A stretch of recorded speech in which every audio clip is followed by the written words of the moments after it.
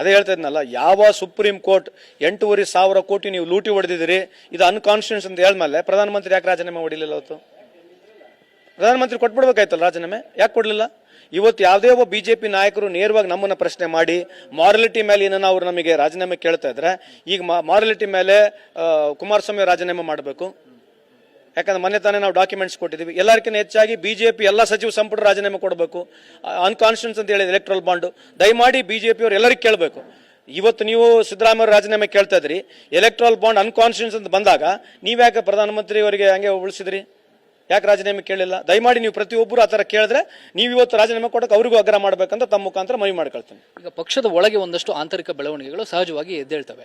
So ಈ ಸಂದರ್ಭದಲ್ಲಿ ಮುಖ್ಯಮಂತ್ರಿ ಗಾದಿಯ ಮೇಲೆ ಕಣ್ಣು ನೆಟ್ಟಂತವ್ರು ಅಥವಾ ಆ ರೀತಿಯ ಪ್ರಯತ್ನಗಳನ್ನ ನಡೆಸುವಂತವರಿಗೆ ಒಬ್ಬ ಸಚಿವರಾಗಿ ತಮ್ಮ ಏನು, ಈಗ ಅವ್ರು ಏನು ಮಾತನಾಡಿದ್ದಾರೆ ಅದ್ರ ಬಗ್ಗೆ ನಾನು ಮಾತನಾಡಕ್ಕೆ ಹೋಗಲ್ಲ. But one is very clear that all ಎಲ್ಲ ಇರ್ತಕ್ಕಂಥ ಸಚಿವರುಗಳು, 136 MLAಗಳು, ಪಕ್ಷದ ಎಲ್ಲ ಕಾರ್ಯಕರ್ತರು, ಅದರ ಜೊತೆಗೆ ಹೈಕಮಾಂಡು ಸಿದ್ದರಾಮಯ್ಯ ಪರವಾಗಿದ್ದೀವಿ. ಯಾವುದೇ ರೀತಿಯಾದಂಥ ಗೊಂದಲ ಬೇಡ.